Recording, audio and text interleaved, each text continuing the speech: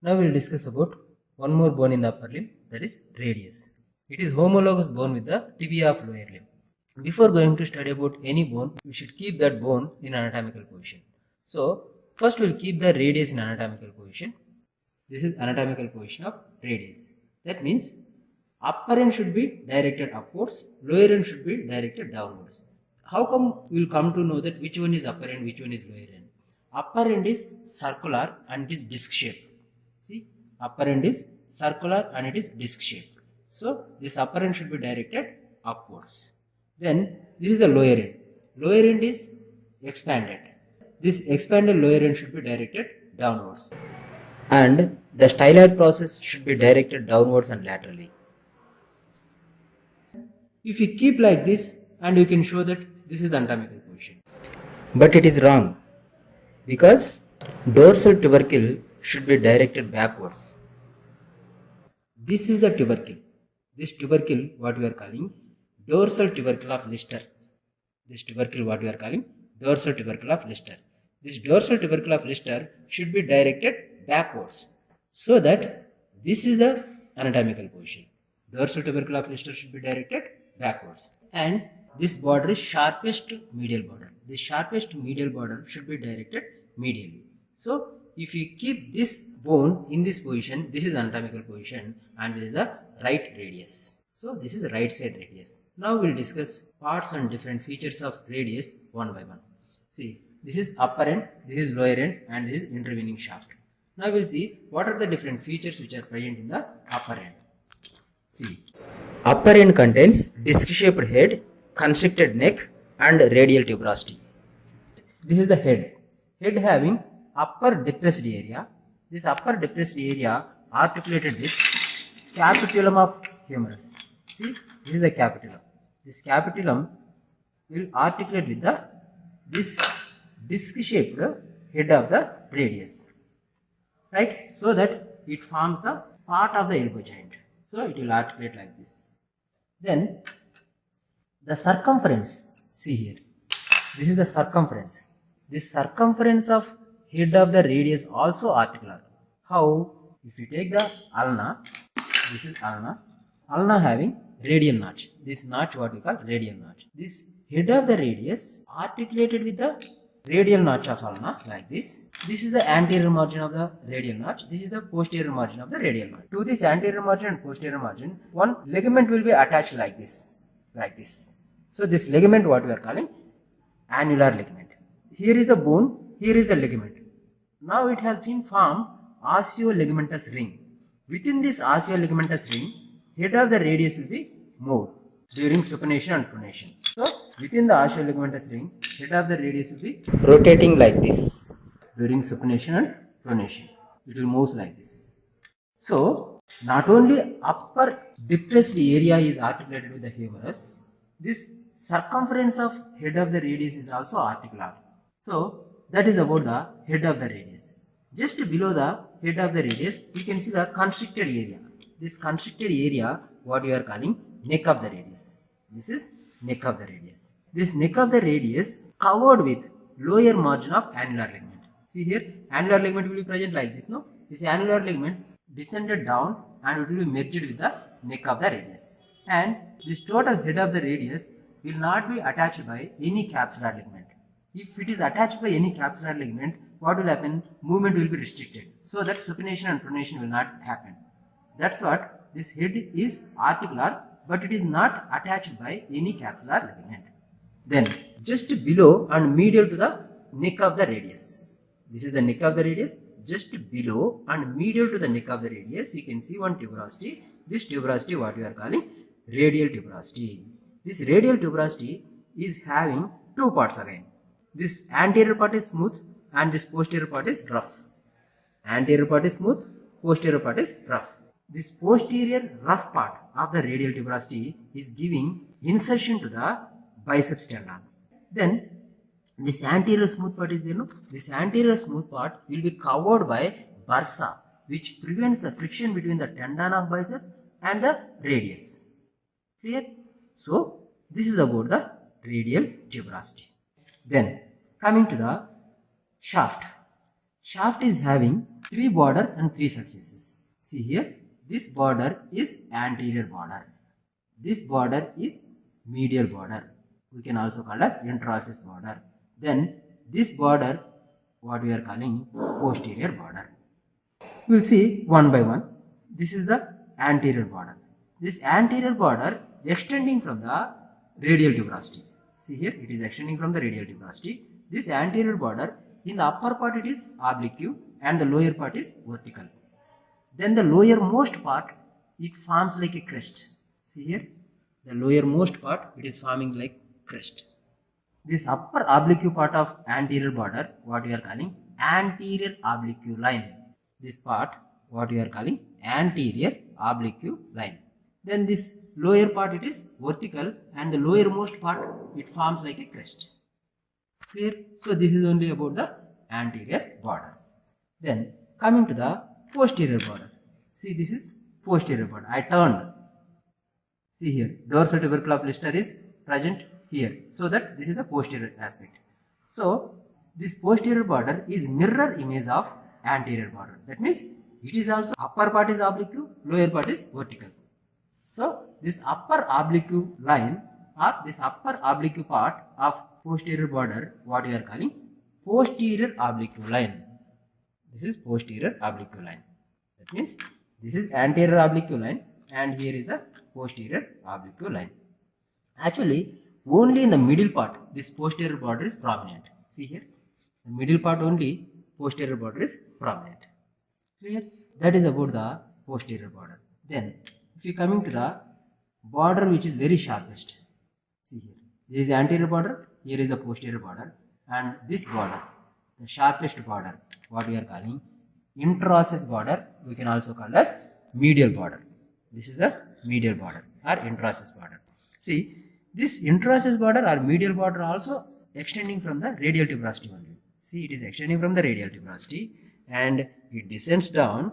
When it reaches to the lower part, it is forming the posterior boundary for the notch which is present here. See, in the lower end of the radius, here one notch is there.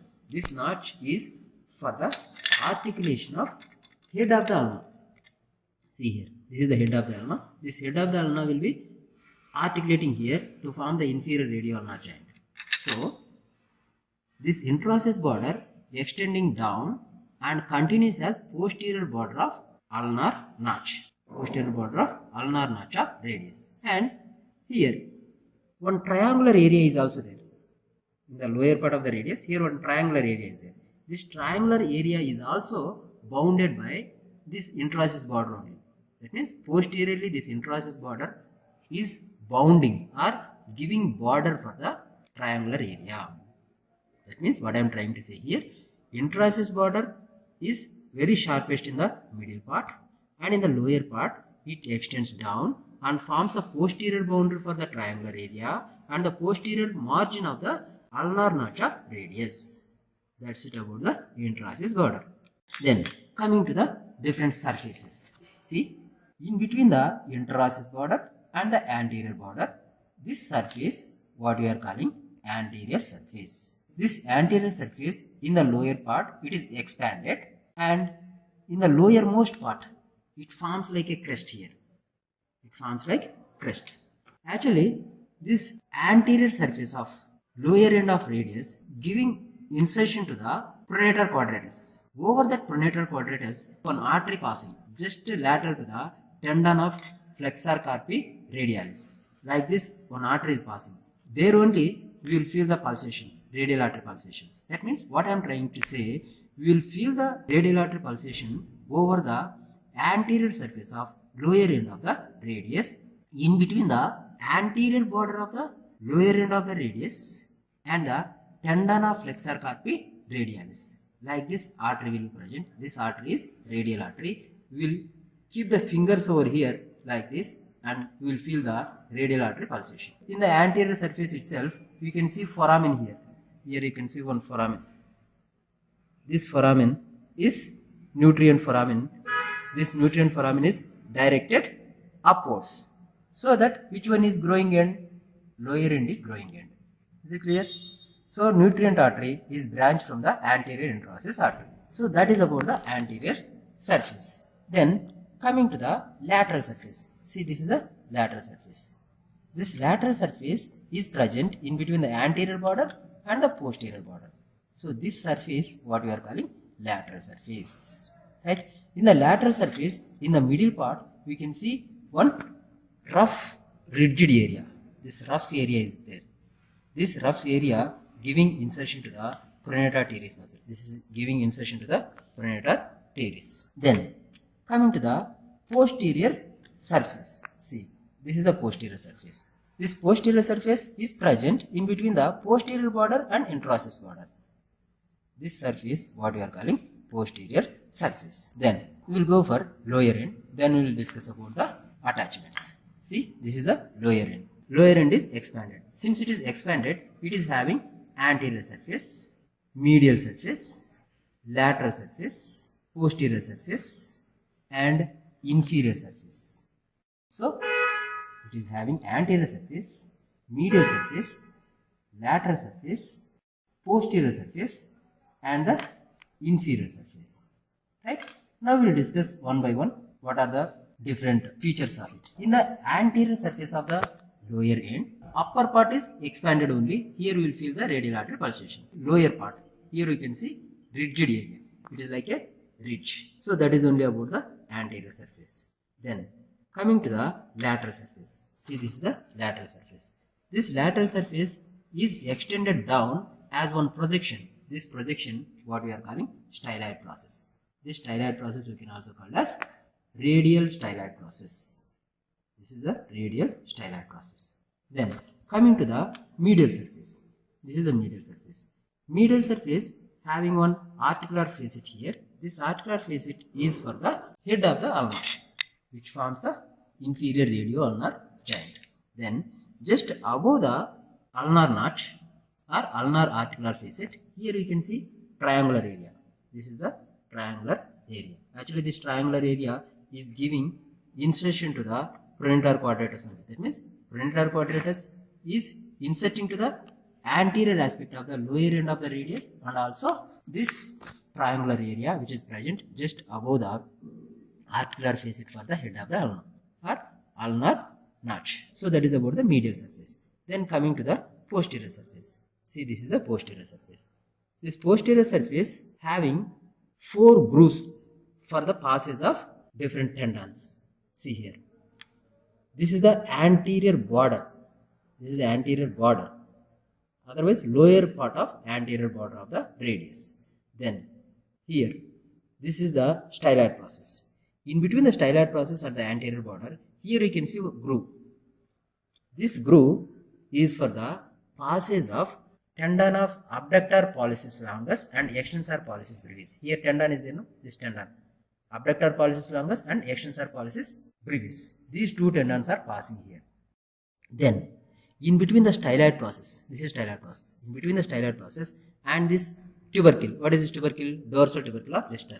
In between these two, here groove is there. Through this groove, 2 tendons will be passing. What are those 2 tendons? Here, within this anatomical snuff box, these tendons will be present. What are these 2 tendons? Extensor carpi radialis longus and extensor carpi radialis brevis. Here, through this groove, extensor carpi radialis longus and extensor carpi radialis brevis will be passing through this groove.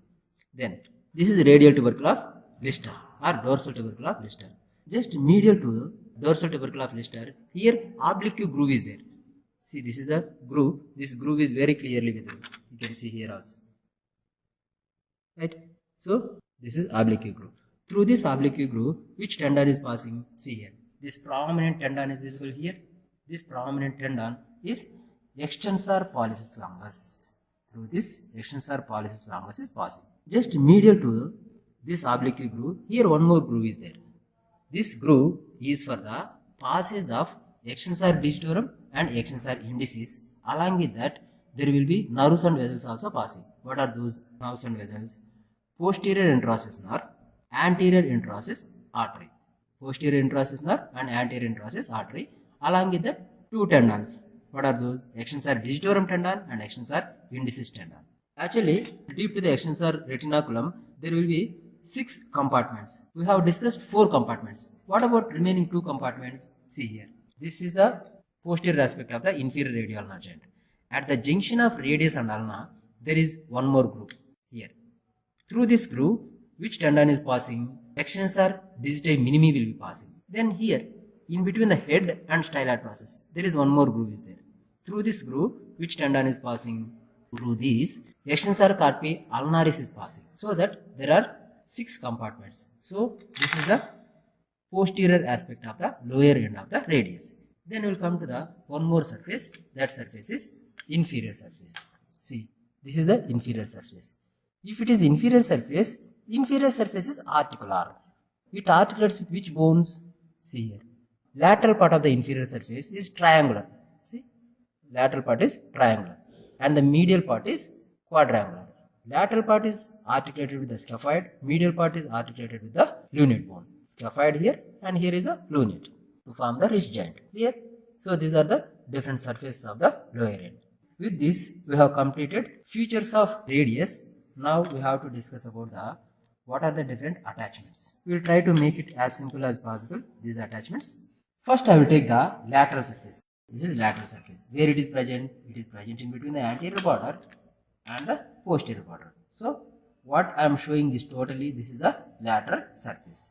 This lateral surface, upper part is giving insertion to the supinator muscle. So, here is the supinator muscle. Then, here is the pronator teres, which we have already discussed. In the lateral surface, there is a rigid area, is there? That rigid area or the rough area which will be giving insertion to the pronator teres. Here supinator, here pronator teres. And the lower part, lower end of radius just above the styloid process will give insertion to the brachioradialis. So, in the lateral surface, you remember 3 muscles. Supinator, upper part, middle part, pronator teres, lower part, brachioradialis. That's it. Then, coming to the anterior aspect. If you coming to the anterior aspect, there is a muscle which is arising from the upper part of the anterior border of radius. That means, here, which line is this? Anterior oblique line and the upper part of the anterior border. This area is giving origin to the flexor digitorum superficialis or radial head of flexor digitorum superficialis. Then coming to the one more muscle which is taking origin from the anterior surface. So this anterior surface is giving origin to the flexor pollicis longus. This area is giving origin to the flexor pollicis longus. Then here in the lower part, I already told you, this triangular area which is present above the ulnar knot and this anterior aspect of the lower part of the radius, this area is giving insertion to the pronator quadratus. So here pronator quadratus. These are the different attachment to the anterior surface. Then coming to the posterior surface. See, this is the posterior surface. Upper part is giving origin to the abductor pollicis longus and extensor pollicis brevis. Abductor pollicis longus and extensor pollicis brevis. One more attachment I have already discussed. Here is the insertion of biceps muscle. Biceps brachii muscle will be inserted here. That means rough posterior part of the radial tuberosity. Then if you coming to the ligaments surrounding this head, there will be annular ligament, and just above the tubercle here quadrate ligament, below this oblique band. Clear? So that's it about the attachments. Now we will discuss about the ossification. Radius ossifies from one primary center to secondary centers. Primary center is for the shaft that appears at the 8th week of intrauterine life. Then for lower end, one secondary center that appears at the age of first year of life and fuses with the shaft at the 20th year of life. That means lower end is growing end. Clear? Then upper end appears at the 4th year of life. That means secondary center for the upper end appears at the 4th year of life and fuses with the shaft at the 18 years of life. That means lower end is fusing last. That's what lower end is growing end. So that is about the ossification. Then if you coming to the applied aspects. Usually when you fall on the outstretched hand, 2 centimeters above the lower end, radius will be fractured. This fractured segment, if it is displaced posteriorly, and it comes up, that means if it displaced posterior-superiorly, that fracture what we are calling Colles fracture. In that condition, hand and the forearm looks like fork, dinner fork. That's what this deformity what we are calling dinner fork deformity. So that is about Colles fracture. Then if you come into the Smith's fracture, it is exactly opposite. In that Colles fracture, what will happen? Because of the posterior displacement and superior displacement, this radial styloid process will be coming proximal to the ulnar styloid process. Usually, radial styloid process is lower, ulnar styloid process is upper. But if there is posterior and superior displacement of lower end of radius, that time radial styloid process will be present superior than the ulnar styloid process, right? And it shows dinner fork deformity. Clear? So that is about the Colles fracture. Then exactly opposite to this, Smith's fracture. Here fracture is at the same level, but the displacement will be forward and upward. This distal segment will be displaced forward and upward, right? That fracture what we call Smith's fracture. Then there will be one more fracture, that is Barton's fracture. See here, Smith's fracture and Colles fracture, bone has been fractured, but that fractured part is not articular. But if the fracture is at the articular surfaces, means if it is fractured like this fracture what we are calling Barton's fracture. So this displaced wrist fracture what we are called Barton's fracture. That means this articular part of the radius will be fractured. That fracture what we call Barton's fracture. So these are few applied aspects related to the radius. Clear? So that's it about the radius.